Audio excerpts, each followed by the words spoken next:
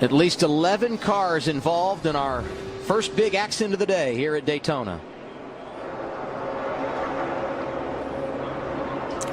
We're seeing it for the first time. Looks like Stenhouse got a little bit squirrely.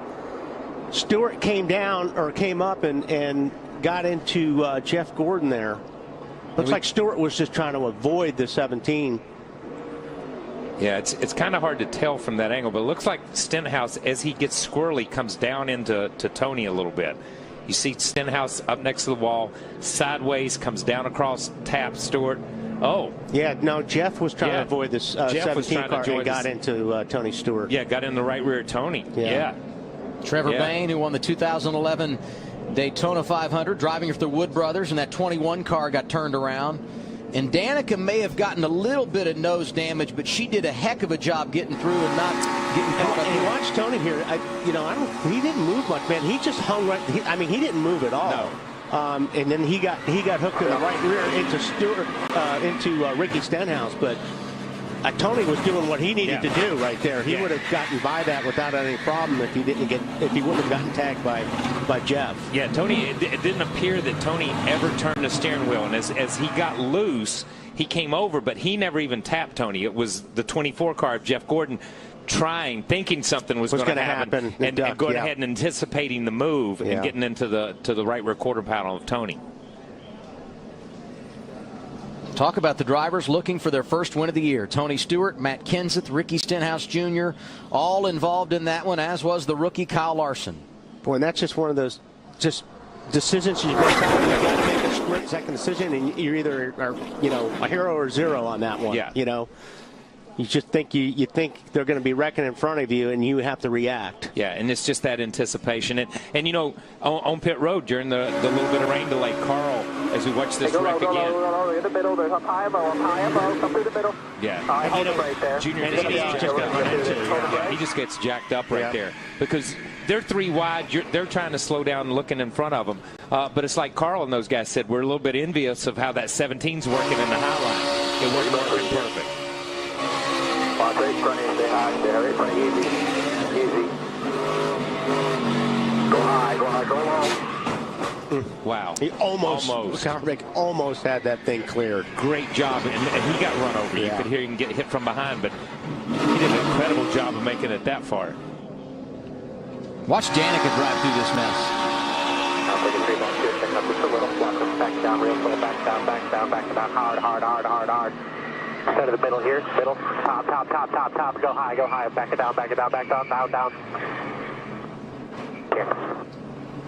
Jeff Gordon's won at Daytona 6 times, 3 times here in the summer race. Let's listen to what he had to say about the accident. That 17 got loose. I got loose. I got into 14. I think we're going to be okay here, guys. We need a left front fender piece. Eddie, give me what you can on the damage, please. 10-4. I know we're trailing smoke, but I haven't seen the damage yet. Should be the left front tire. Let's get a left front fender piece.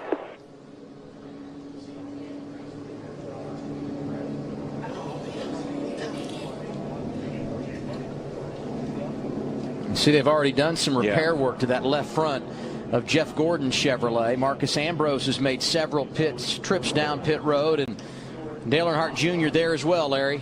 Yeah, I guess when I look at the drivers involved in this wreck, we've had 10 different winners here in 2014, and it's been a long time since we had someone new win a race this year. To me, when I look at drivers involved, this opens the door to get our 11th winner, because we had 7 drivers involved in this wreck that's won races. The only one that dodged this wreck that's won this year, Joey Logano, Kyle Busch, and Kurt Busch. This opens the door to have that 11th winner of 2014. Yeah, the last 5 weeks, Larry, we've had a repeat winner. And you see the drivers that got damage here in our first crash of the day. Talked about drivers that have gone to victory lane. Jeff Gordon, Jimmy Johnson, Dale Earnhardt Jr. Several other drivers involved in the accident had not won this season. You see A.J. Allmendinger's name there. He's now been pulled out of the infield grass.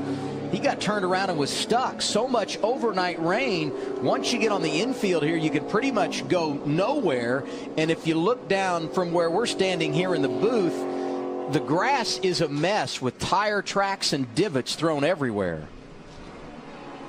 Yeah, it's like you said, there was just so much wet. You see where right here in front of the start-finish line, it's just dug up. I mean, it's just nasty out here. And we had a camera down there in the infield grass. Let's see how it did with our first big crash.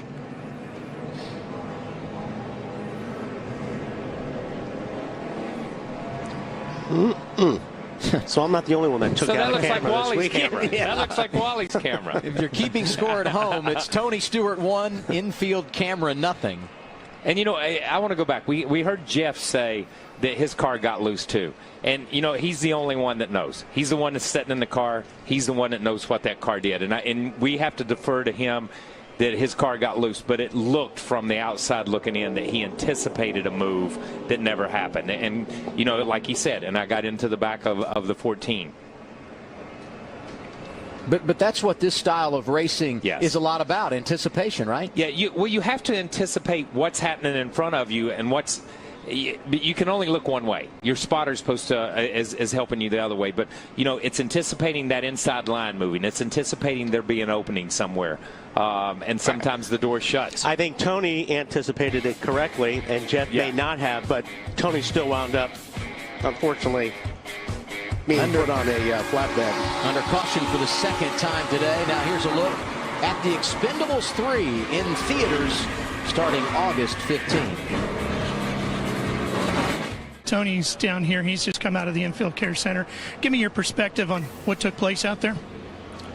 We're a quarter lap away from getting a competition caution, and Stenhouse is going to be a hero. So I don't know. I don't know what happened to him there, but took out a bunch of good cars for no reason. So it's I don't know. I don't know what it is. So no matter what I say right now, somebody's going to be mad and somebody's going to disagree with it. But I think it's a pretty dumb excuse to have the caution come out, 500 yards too early.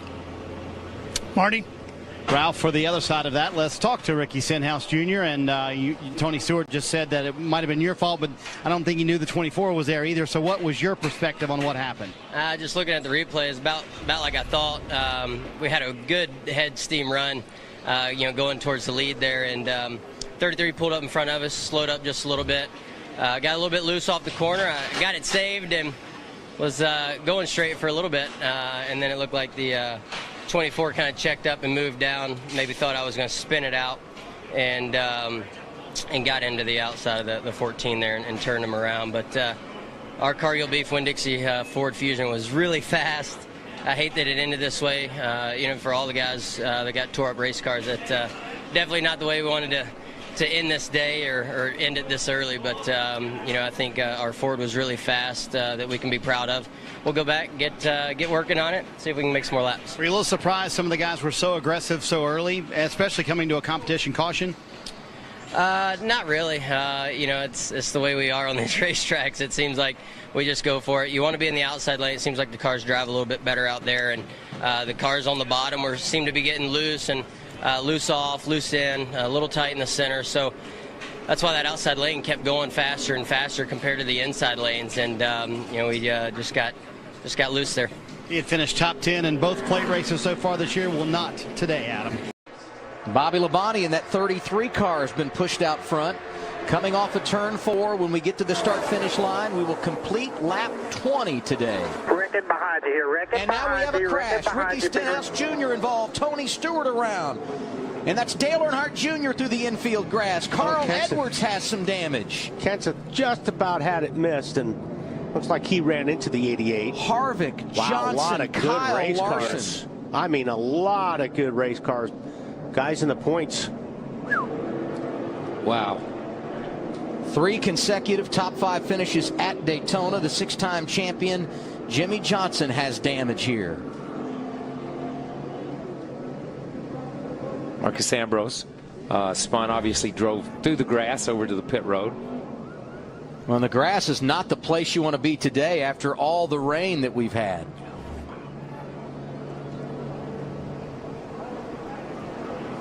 Carl Edwards. Wow. At least 11 cars involved in our first big accident of the day here at Daytona.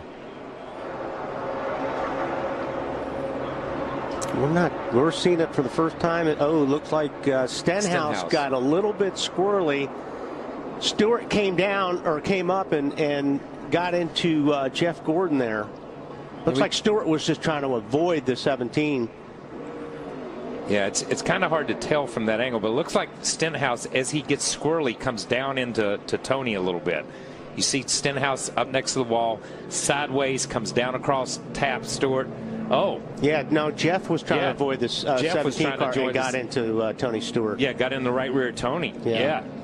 Trevor Bayne, who won the 2011 Daytona 500, driving for the Wood brothers, and that 21 car got turned around.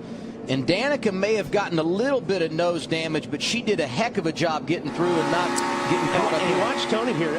He didn't move much, man. He just hung right. He didn't move at all. No. And then he got hooked in the right rear into Stewart, into Ricky Stenhouse. But Tony was doing what he needed to do right there. He would have gotten by that without any problem if he wouldn't have gotten tagged by Jeff. Yeah, Tony. It didn't appear that Tony ever turned the steering wheel, and as he got loose, he came over, but he never even tapped Tony. It was the 24 car of Jeff Gordon thinking something was going to happen, and going ahead and anticipating the move and getting into the right rear quarter panel of Tony. Talk about the drivers looking for their first win of the year. Tony Stewart, Matt Kenseth, Ricky Stenhouse Jr., all involved in that one, as was the rookie Kyle Larson. Boy, and that's just one of those decisions you got to make a split-second decision, and you're either a hero or zero on that one. Yeah.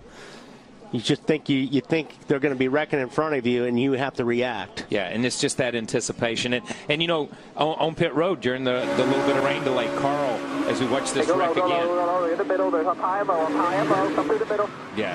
Hold it right there. Junior, he just gets jacked up right there because they're three wide. They're trying to slow down, looking in front of them. But it's like Carl and those guys said, we're a little bit envious of how that 17's working in the high line. It wasn't working perfect. Watch right front end, stay high, stay right front, easy. Go high, go low. Wow. He almost had that thing cleared. Great job, and he got run over. You could hear him get hit from behind, but he did an incredible job of making it that far.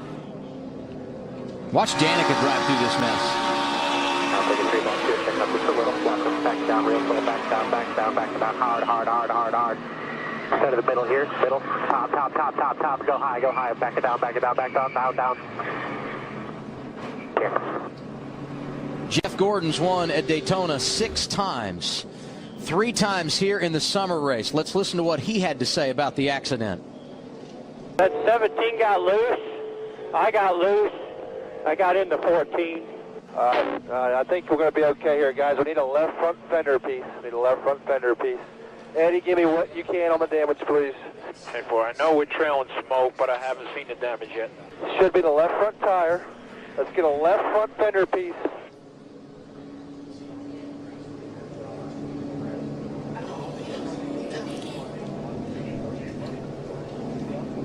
You see, they've already done some repair work to that left front of Jeff Gordon's Chevrolet. Marcus Ambrose has made several trips down pit road, and Dale Earnhardt Jr. there as well, Larry.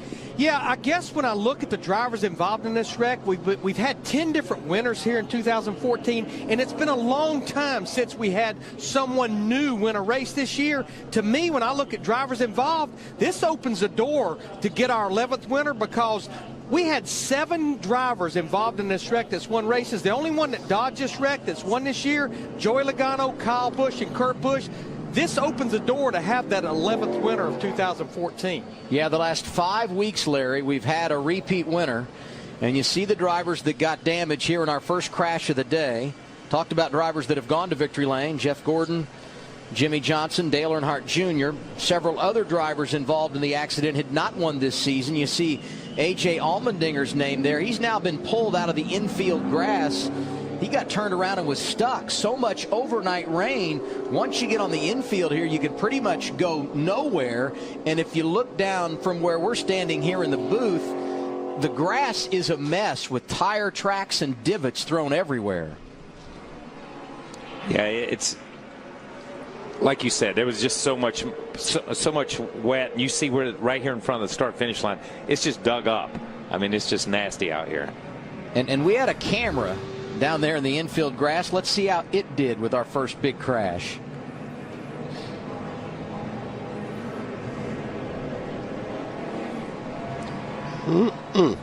So I'm not the only one that took out a camera. That looks like Wally's this weekend. camera. Yeah. That looks like Wally's camera. If you're keeping score at home, it's Tony Stewart 1, infield camera nothing. And, you know, I want to go back. We heard Jeff say that his car got loose, too.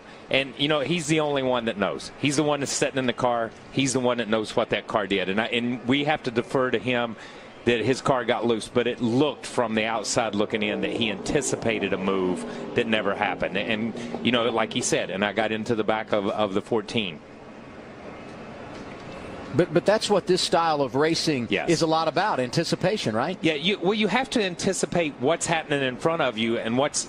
You can only look one way. Your spotter's supposed to is helping you the other way, but you know it's anticipating that inside line moving. It's anticipating there be an opening somewhere, and sometimes the door shuts. I think Tony anticipated it correctly, and Jeff may not have, but Tony still wound up, unfortunately, being put on a flatbed. Under caution for the second time today. Now here's a look at The Expendables 3 in theaters starting August 15th. Tony's down here. He's just come out of the infield care center. Give me your perspective on what took place out there. We're a quarter lap away from getting a competition caution, and Stenhouse is going to be a hero. So I don't know. I don't know what happened to him there, but took out a bunch of good cars for no reason. So it's I don't know. I don't know what it is. So no matter what I say right now, somebody's going to be mad and somebody's going to disagree with it. But I think it's a pretty dumb excuse to have the caution come out, 500 yards too early. Marty? Ralph, for the other side of that, let's talk to Ricky Stenhouse Jr. And Tony Stewart just said that it might have been your fault, but I don't think he knew the 24 was there either. So what was your perspective on what happened? Just looking at the replays, about like I thought. We had a good head steam run, going towards the lead there, and 33 pulled up in front of us, slowed up just a little bit, got a little bit loose off the corner.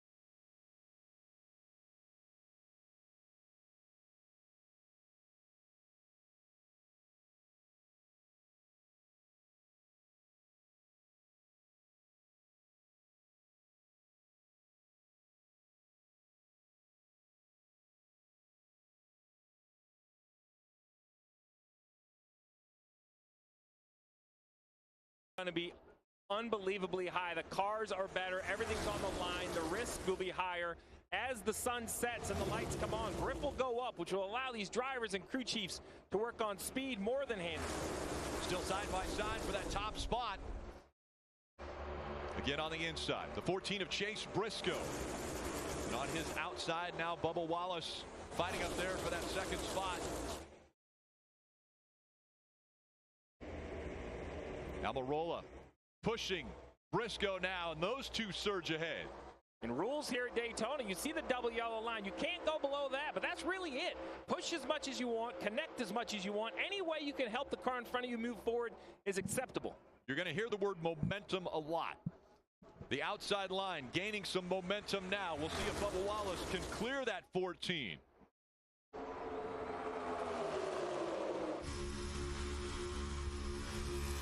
Riley Herbst in the 36, pushing Bubba Wallace right now. Riley Herbst, the full-time Xfinity Series driver, but a great qualifying effort. We'll see how good of a pusher he is up front.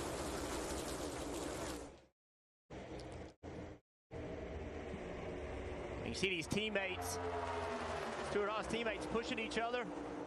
10 car, Eric Almirola, big push to Briscoe. That helped clear that inside line.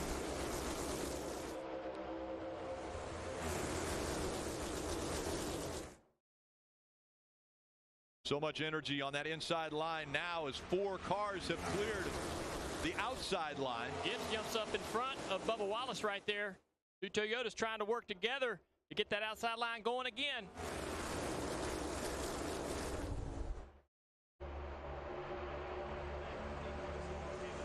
Marty.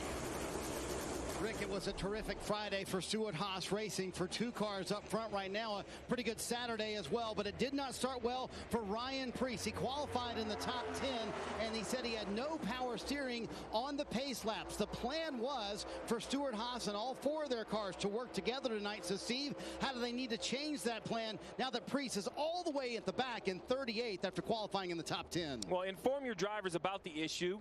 Let them know that plan is still in place if Preece can get up there, but you can't manufacture it. It has to be patience. Although you see right here, patience being tested as 2 wide is turned into 3 wide. Rarely do we see 3 wide with the next-gen car at Talladega and Daytona. Typically just 2 lanes. Have to see how this kind of works out. Blaney jumped up there trying to recruit some people to come with him. Let's see what happens behind him. Right now, nobody wants to go. Here comes a teammate, Joey Logano. He's going to drag the brakes and let Blaney get in front of him in that 12 car. So now we see the 3 Penske cars all lined up there with Ryan Blaney, Joey Logano, and Austin Cindric. Those 3 Fords will try to work together. It's been 3 Fords that have worked well together up front already. Take a look at Riley Herbst and a little bit of movement here in front of the line. Yeah, he's trying to push the 23. Doesn't have a ton of experience in the next-gen car and how it might handle that shove in a transition from the banking or the lack of banking on the straightaway into the turn. Always learning here in the draft. Pretty interesting, guys. Ty Gibbs jumped up to that outside to try to lead that outside line, and then we did it. When he did it, the energy just went away from it. They're going to have to start pushing each other, bump drafting to get back up there. Inside line with the momentum now as we see 7 cars have broken away. Yeah, those 2 cars running side by side slow themselves down just a little bit. Now they're trying to stay spread apart so they don't actually drag each other down too much. When they get close together, that side draft starts to happen, and when you're wheel to wheel, both cars suffer. Take a look at this from the Toyota onboard of Bubba Wallace right there on the front bumper.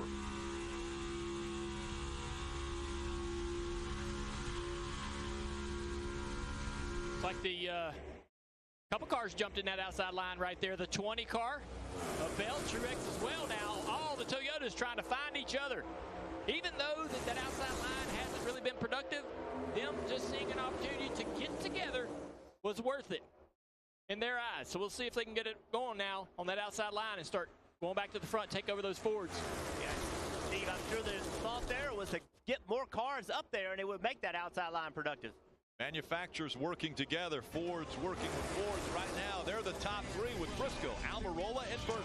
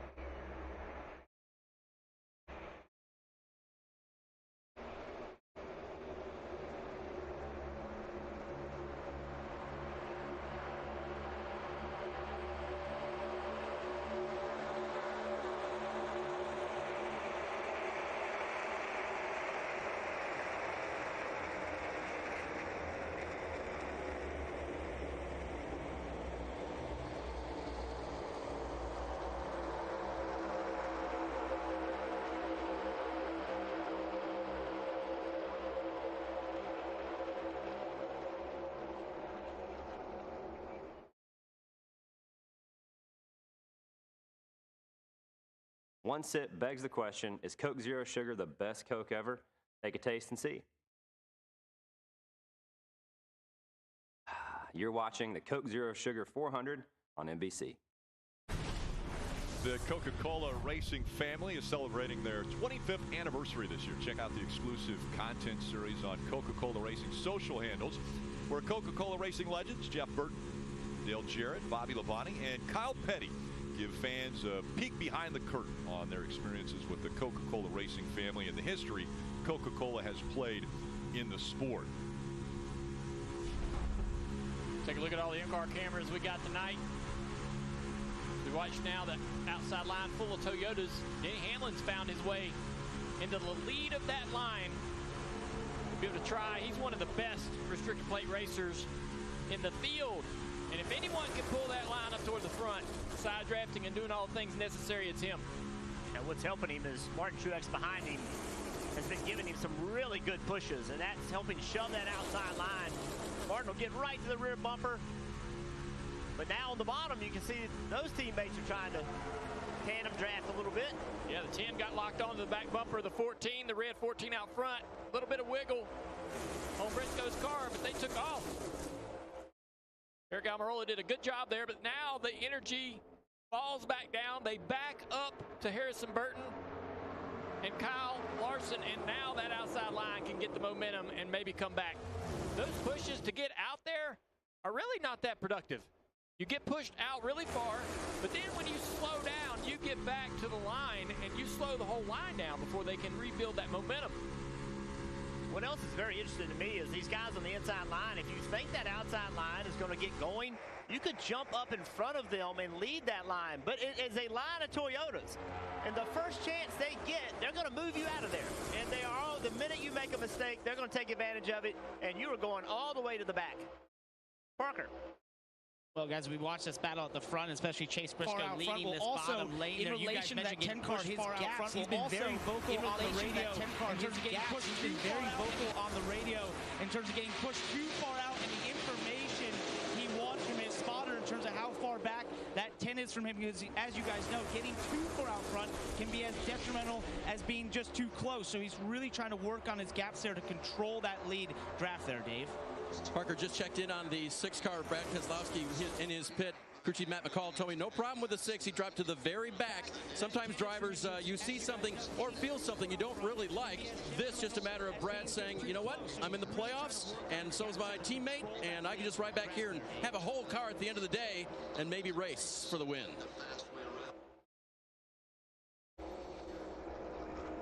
Taking that forward to the back. All right, drivers, does the front of this race look reminiscent to Talladega a couple years ago when Stewart-Haas Racing decided their 4 cars were just going to run nose to tail? Nobody was going to leave the yellow line, and they went out and led most of the laps of that race and ended up winning it. The back, you know, the Fords actually have been just really good at these type of racetracks. What they've complained about as a deficiency or being sort of behind the other teams at the 1.5 miles and the short tracks, well, that is now an advantage in terms of drag and downforce at Daytona, at Talladega, at Atlanta, tracks where we've seen them run really, really strong. And while they're working on that bottom group, they're working well together. As long as they can sort of keep this gap, that outside line eventually has to get going. You have to imagine that eventually it's going to get there.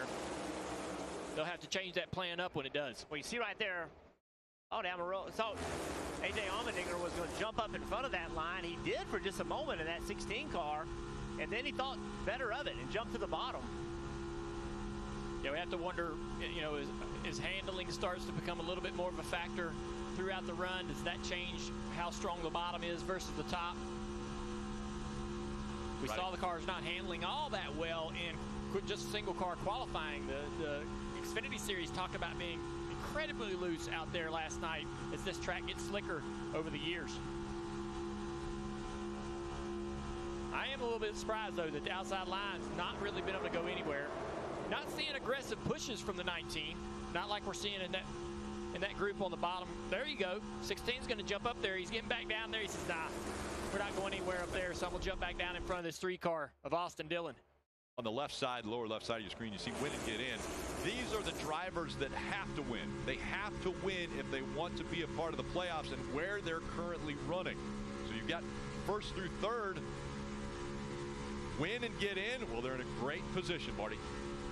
Rick Denny Hamlin trying to drag that high line up around and into the lead. You know, there's an interesting dilemma for Denny Hamlin tonight. His teammate Ty Gibbs in the Toyota camp at Joe Gibbs Racing needs a win to be able to make the playoffs. The man who drives for him, however, in the 23-car Bubba Wallace also needs a good night. So in his podcast earlier this week, Denny said if it came down to it at the end of the race, I would push Bubba Wallace, not my teammate Ty Gibbs. An interesting comment from Denny Hamlin. Junior, you own a race car and a race team. What would you do if you were in Hamlin's shoes tonight and it came down to that scenario at the end of the race? I'd probably push the car that I owned to the win. I think the difference with me is I wouldn't have said that publicly. But that's why, that's why we like Denny. That's why we listen to his podcast, because he gives us the truth. I just feel like that, they're a young team, and just that little moment of being able to get a car into the playoffs would be so big for them going forward. There's a lot of money at stake as well. And so he understands all of those numbers, right? It's not an emotion. It's not a decision on just emotion. Oh, I want my car to be in there. He knows that it will really affect the bottom line and the bank account for that 2311 team. It also would affect the bank account for the Joe Gibbs Racing team. So if Joe Gibbs, if my guy's driving for me, he's going to help me. If not, I might need a different driver. There you go. An appropriately named podcast, Actions Detrimental. Well, maybe sometime words detrimental. Chase Briscoe still up front at Daytona.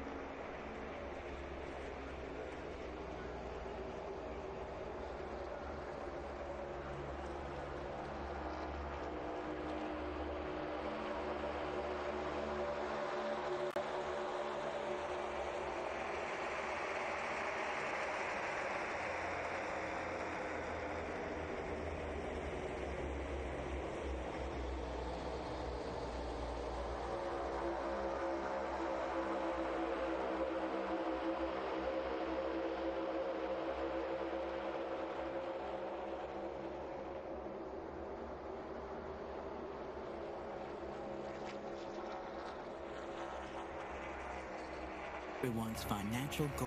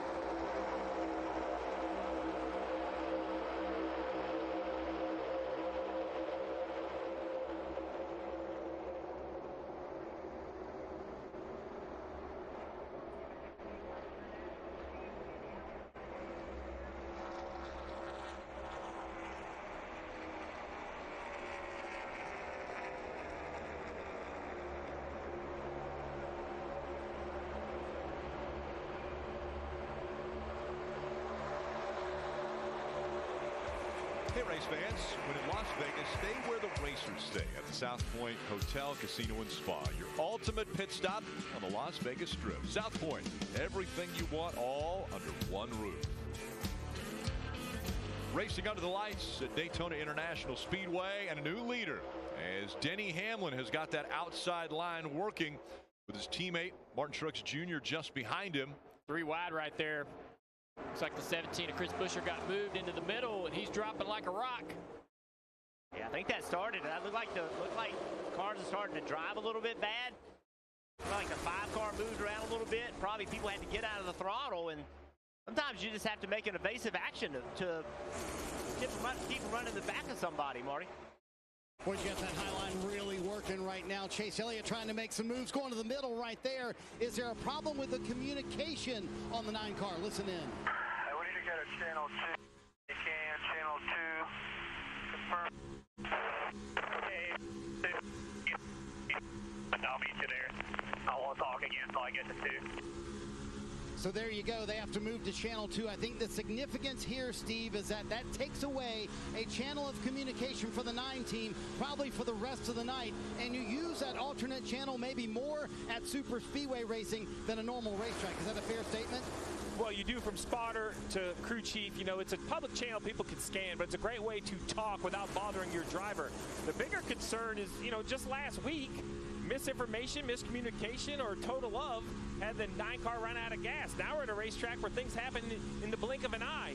The spotter to the driver, guys, is the most important at the super speedways as we ride on board with Chase Elliott, that Coke Zero Sugar camera.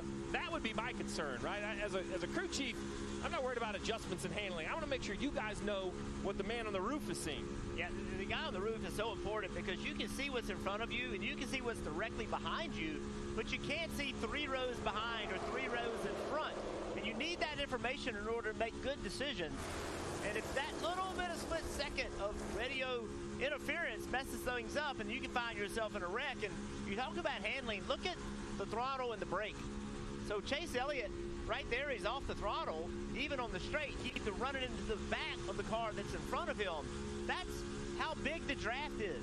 He's not even half throttle and sitting there running, 190 mile an hour. That's how big the draft is. And look, not even half throttle, even in a corner. And you're thinking, okay, well, why don't you just go to the right, get on the outside of that car, drive around them, right? You can pull out a line, mash the throttle wide open, and you'll drop to the back because of how much drag is introduced to the car in clean air. And so that's the fear. That's why he stays in line, because if you notice he jumps out of line, he's probably not going to have any help, and he's going to the back, even at full throttle. Got a lap car at the top of the racetrack. The field's going to try to work its way by. This is always a tense moment. It's going to put you 3 wide for a very brief moment, and you hope everybody's paying attention. And look what Chase can see, and look what he can't see. He has no idea what's going on in the row in front. He can see the blue car just fine. He knows exactly what's happening with him. But if he has to slow down quickly because of what happens in front of him, he doesn't know it. And that's where the spotter says, hey, they're stacking up, they're stacking up. You got to start lifting early because you just cannot see it. Well, talk about things Chase can see. You can see out the window, but look at this. I don't know what else to say other than a conglomeration of mirrors. We have mirror 1, mirror 2 being the digital, and the big mirror like you have in your car at home, right? So it's interesting to me, drivers, that digital mirror, the middle one, that's a rear view camera off the roof. That's normally down low. Here at Daytona, up high, much like the other left side mirror. That's just got to be because of the banking. You're more, looking up that end of the mirror in the window. You think that's normal?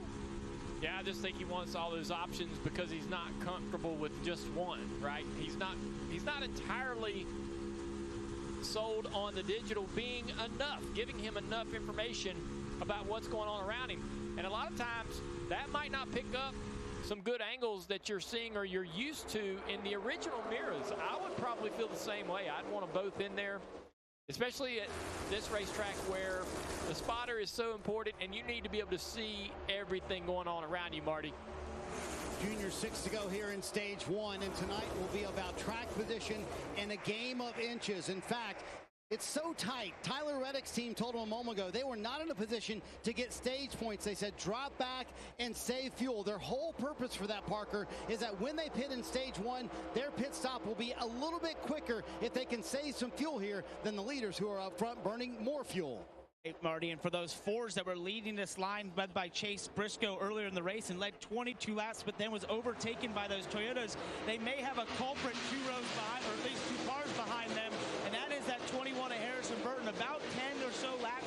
came on the radio and said he was very squirrely and then was losing overall grip and eventually just way too loose. And a lot of these drivers are telling me it's that third car in line, when you look up front, that has a huge effect on how much energy is in that lane. So keep your eye on that third lane, but that could be the culprit as to how those Fords lost to track position late here in stage 1. They're talking about the third car in line. That third car in line is what helps the second car get connected to the leader. Without help from the third car, the front two will never get connected to be able to really make pushes happen. You see the 54 losing the bottom of the racetrack out of the throttle. Handling coming into play here around lap 25, starting to get worse for some of these drivers. Yeah, that was a big lift off the corner, and that really helped this outside lane get moving forward. Remember, Bubba Wallace in the 23 car, we're riding along now with the Toyota cam. He's racing that 54 car for points. Here it is with 4 to go in this stage. And as you get tighter and tighter in the draft, coming around turn 2 right there. Oh, look, a little bit of movement. Then he goes up and blocks. Herbst right there in that outside lane. Herbst trying to get to the outside of the 11 car. Cannot do it. Here comes Truex to the inside. And Riley Herbst, a big push. Riley, he does not run a lot of Cup races. He's an Xfinity driver.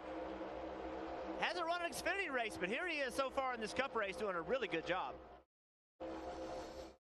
And now, 3 laps to go in stage 1. A message from Powerball, the official lottery game of NASCAR. You don't have to be in the race to be in the race. Here comes the 94. Introducing the NASCAR Powerball Playoff. 4 finalists will win a trip for 2 to the NASCAR Cup Series Championship race at the Phoenix Raceway, with the grand prize winner taking home $1 million. Going to win in Phoenix. And now, the 16 semifinalists in the race for the million.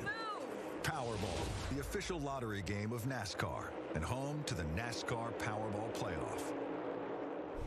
Teammates side by side for the lead. And again, points paid at the end of each stage. And that means that Denny Hamlin, Martin Truex Jr., guys, right now they're up here fighting for the regular season championship, could get some extra points. Well, the Toyotas, they got in that outside lane to get this position. And then when they got there, they split. Now you have Toyotas on the bottom. You have Toyotas on the top. One Ford leading this outside lane.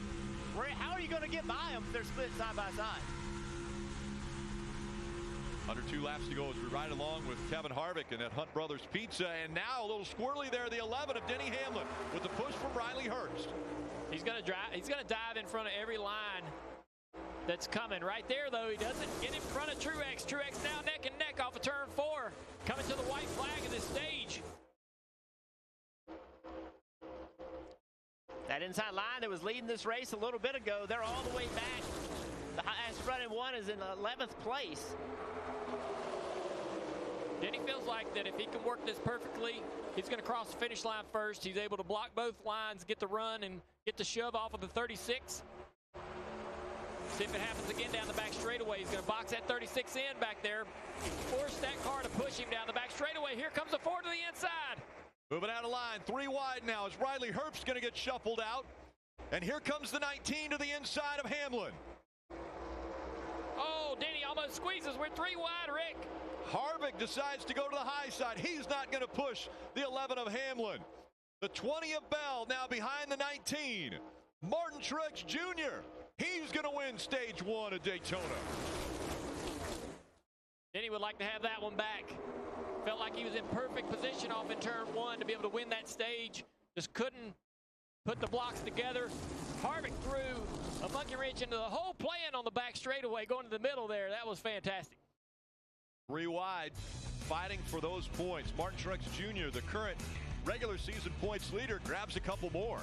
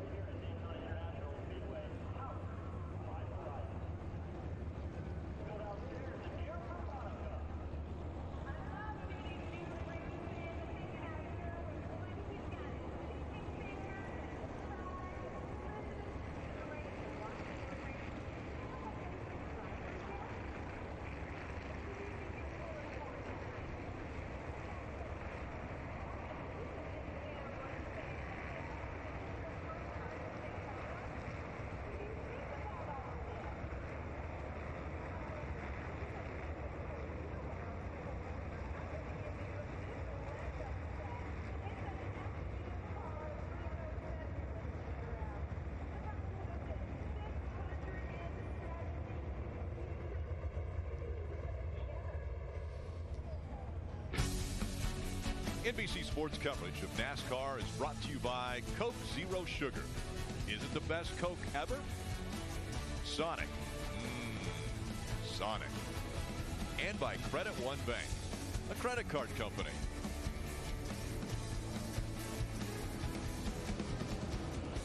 Great crowd here on hand to see this, the season finale for the Cup Series. The regular season determined at the end of this race, as well as the playoff contenders. And one of the challenges here at Daytona with so many cars on the lead lap, everyone expects to pit right here. It's a reasonable sized pit road, but a lot of different agendas. 2, 4, gas. Going to have great communication between crew chief and driver. Cars coming to you, Dave.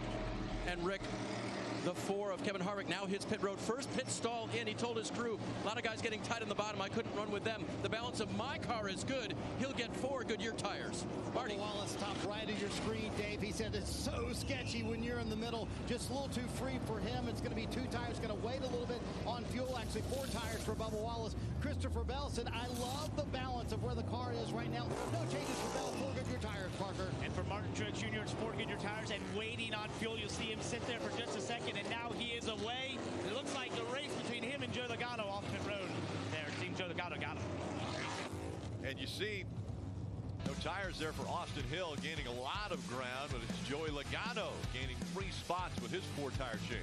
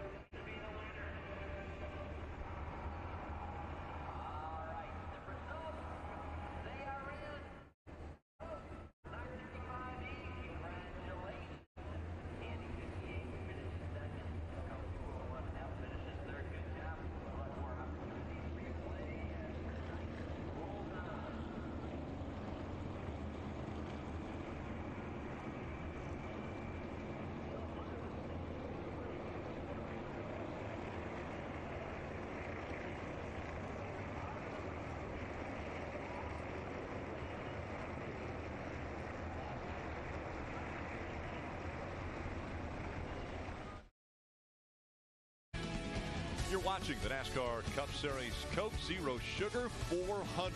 Stage 1 is complete, getting ready for the start of Stage 2. Marty, you got a very special guest down there with you. Rick, anytime you can hang out with the 15-time Super Motocross champion, Ricky Carmichael, the GOAT, as we call him, around NBC Sports. It's a great day. You got to drive the pace car today. I mean, you've raced in the Xfinity Series, Truck Series, all the motocross success as well. How cool was that, though? Oh, it was an absolute blast. And Briscoe gave me a little love tap from behind there. It's a lot of fun. I love this place. Daytona International Speedway is so much fun. And to lead these drivers to the green, it was epic. So you're one of only a couple of guys who've had a perfect season. This kid, Jet Lawrence, 20 years old. He's coming after you for 31-0, man. How incredible is he? he, in your opinion? He's one of the best that the sport's ever seen, and I think he has what it takes to break all the records. I really do. If he chooses to race is that long to get the job done, he's an incredible talent. He's generational. He's great for the sport. A great leader for young kids coming up, and I can't wait to watch him at the inaugural season of the SMX playoffs. World Playoffs starts in Charlotte. September 9th will be on USA. How excited are you for that, to see these guys go head-to-head in a playoff format? Yeah, I absolutely love it. It being the inaugural season, I didn't know how big it was going to be. I didn't think anyone was, but now you see all the riders really embracing it. It's going to be a great time. I'm glad to be a part of it.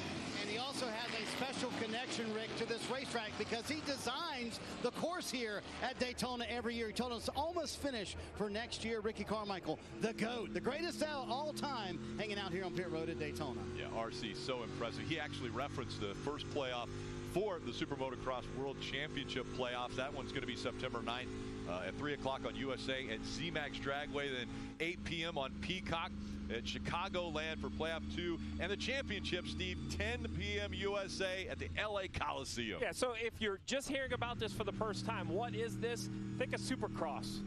You know, it's kind of in the different venues, football stadiums here at Daytona. That's a Supercross series that runs in the spring. Motocross, the big outdoor, wide open racetracks. Well, this is kind of the combination of. We're going to take the best of all of that, line them up for 3 events.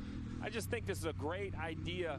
Listen, racing worldwide and nationwide, it's in a great spot. 2 wheels, 4 wheels, road courses, ovals, a lot of great stuff happening. Great to have Ricky here with us, riding along on the Coke Zero Sugar of Daniel Suarez.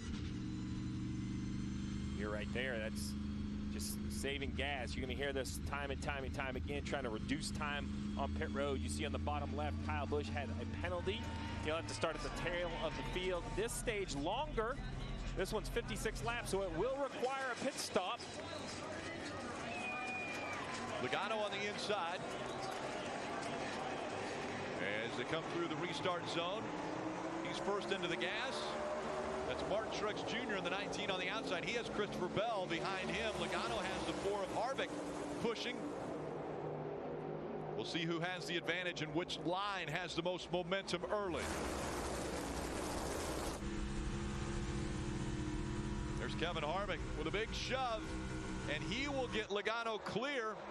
We'll see if the 2 will work together. Little side draft by the 19, breaks the 4 and the 22 apart, so they can't continue to push down the back straightaway. They get back together here at the end of the straightaway into turn 3. And Harvick came to play tonight. Yeah, Harvick got super aggressive at the end of stage 1, and now again super aggressive with Logano. Logano's pit crew did a great job. Came in running 5th, came out with the lead. Now Logano's job is to keep the lead. Do not give up that track position. Momentum on the outside. Here comes Martin Truex Jr. with the help of Bell.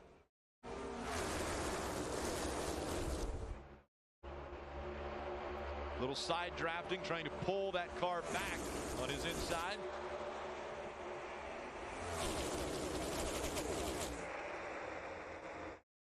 Three wide, a little bit deeper in the field.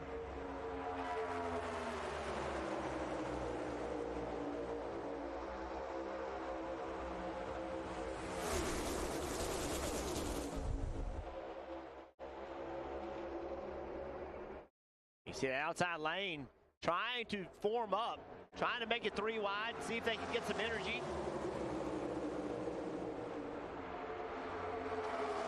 Led by A.J. Allmendinger back there in the 16 car, but you see one car there bailing on that idea.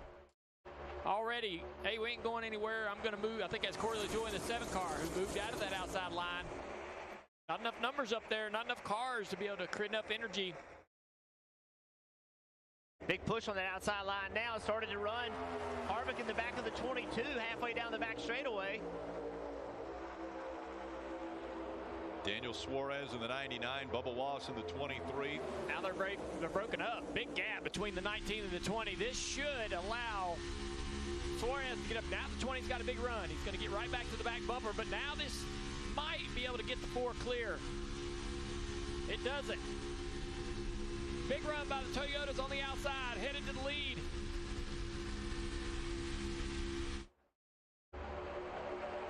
car length gap between Martin Truex Jr. and teammate Christopher Bell, so he loses that momentum that he had gained. Yeah, this stage is already more aggressive than stage one. You can see a lot more pushing, a lot more shoving, 3 wide. Now Harvick's finally clear. Back comes the 19 of Truex. Will he get stalled out on the side of the 99 car for third? He does. Going to need some help from his teammate. Purple 20 car on the outside line, the second car in line there. Christopher Bell in that car. Bubba Wallace is behind him, another Toyota. Those three are trying to link up now. And Suarez riding along with him with the Coca-Cola Zero Sugar Cam.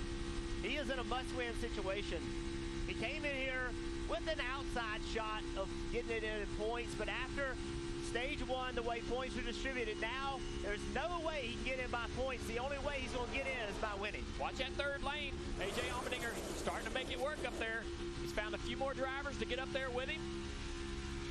Interesting watching the telemetry of Daniel Suarez. You see him out of the throttle. He's the third car back on the inside line. A lot of movement, though. Chase Elliott jumps into that outside line. He says, hey, boys, take me to the front. And remember that 8 car, the third car in line on the outside. He got penalized. He had to start at the back of the field, Marty, and here he is, driven himself to the front.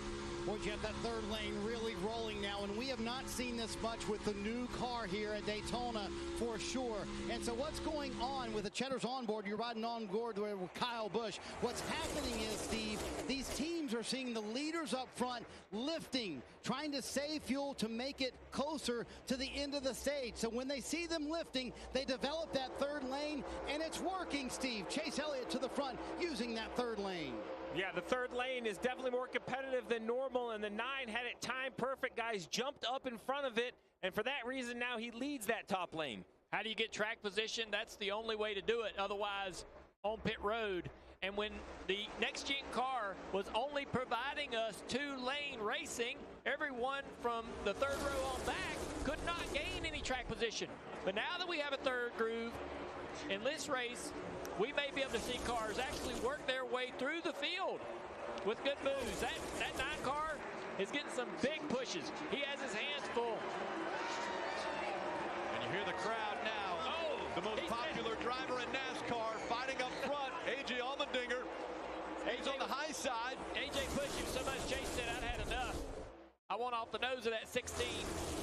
Too aggressive. And this is, look at what's happened with the 3 wide. Now everybody has said, hey, that outside lane worked. I'm going to get into it. People trying to migrate into it. People in the middle. People on the bottom. Now the deal is, if you're in the 5th, 6th row, you're just hoping your row gets moving. There's nothing you can do but push and shove. Here he comes again. Chase Elliott on that lower line, trying to take the lead once again at Daytona. The 22 Logano almost up into the door of the 8 car there. Kyle Busch got a big shove. He transferred it to the 16. It's A.J. Allmendinger leading now at Daytona.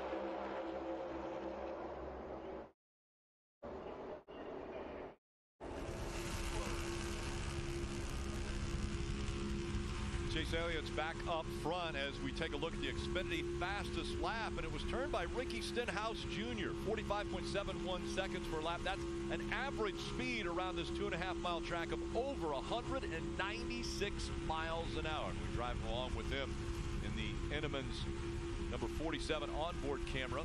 We are 3 wide throughout the entire field. I mean, I don't think it can get more intense than this right here. There's a lot of checking up, a lot of lifting, a lot of opportunities for mistakes. Somebody to get clipped in the left rear quarter panel or the right rear quarter panel and turn the wrong way. We're just seconds away from a disastrous wreck for the field. Oh, see that hit from Harvick to Logano? Watch what happens. It just shoots Logano out. And right into trouble. That's not a comfortable place to get hit. The car is not in the racetrack very well there. Car slides around a lot when you get hit. It's easy to lose control. Look how insane this is. I mean, this is 190 miles an hour, inches apart, 3 by 3 by 3. And nobody's bailing out. Only a couple drivers are like, hey, I don't want nothing to do with this. Everyone else, with everything at stake tonight, is staying in this fight. If they were seeing what we were seeing, they'd bail. I mean, I remember the first time I came up here, I thought, you guys are nuts. Oh, man, they're almost wrecking right there. Chase Elliott got up the racetrack into the 47. And that's going to hurt Chase Elliott right there. They're not done. We're 4 wide here. 4 wide. Chase Elliott just moments ago was leading this race, and look at him now. He's fallen all the way back to 12. That was a huge moment. Chase told us before the race that, hey, I'm going to be aggressive. I want to show everybody that I'm the car to run with. When they're 3 wide, look at the 47, gets right on his quarter panel and gets him loose, gets him up the racetrack. We're already seeing at lap 25 of the first stage, we had handling concerns, drivers talking about the balance of the car going away. Now when they're running 3 wide, lap 19 of stage 2, the guys on the bottom are having the hardest time keeping their cars low in these 3 wide situations. Allmendinger, who has self-proclaimed doesn't like this style of racing. Well, it's working out for him right now. He's got a good pusher in the 8 of Kyle Busch behind him. Face your fears, AJ. Go out there, take control of the race. That's what he's doing. Justin Haley, he was also penalized after that first pit stop. He and Kyle Busch both, and now they both found themselves toward the front. What's insane is, like, Kevin Harvick, you know, in his final year, he's in the playoffs. You know, but he's out here right in the middle of the danger zone, and I imagine he's having a pretty good time with it. How about the 1 now, Ross Chastain? He's made a few good moves to get up through the middle there, making that middle work. Ross was in that outside lane about 2 laps ago, and he hung a left and just jumped in the middle lane, and now he's fighting for the lead. Going to get a shove from the 22 of Logano. Dave. And that's good news for Ross Chastain, because on his pit stop, he got blocked in and actually made a second pit stop to top off. So it wasn't a good deal on pit road. On the track, he's very good. Remember his statement earlier this week, our one goal is to get the 99 into the playoffs. That's his teammate. Unfortunately, the 99 Suarez dropped back for handling issues. He's at the front now. Chastain leading, Marty. Boy, Dave, the intensity on pit road certainly palpable right now. Denny Hamlin about 10 laps ago was up in the top 5. Now he's back in 38th. What's going on? Listen. I'm going to pay you